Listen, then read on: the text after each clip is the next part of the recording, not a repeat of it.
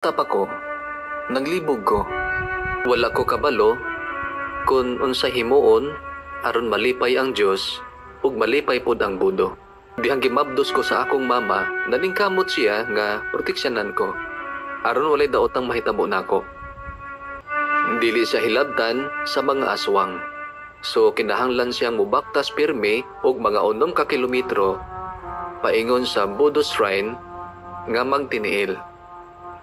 Sa kaadlaw, gipangutanan ako si Papa.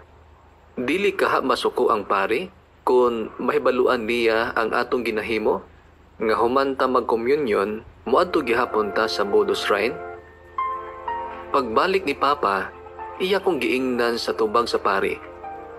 Miingon ko no ang pari nga pwede ra ko mopadayon sa pagsimbag mga idolo.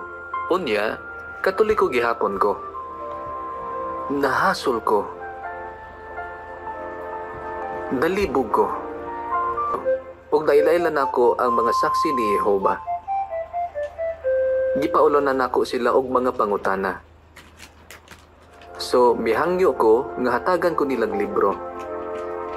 Gibasa nako ang libro sa tibuok gabi.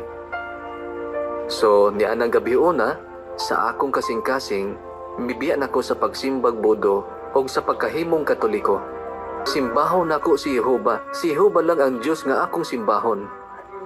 Nasuko kaayo siya, gibiyaan ko niya o misulod sa iyang kwarto.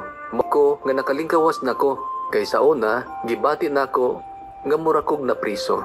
Pero karon, nakagawas nako. Giundang na nako ang paghimog mga butang nga supak sa mga sukdanan sa Biblia. Nakalingkawas na gyud ko.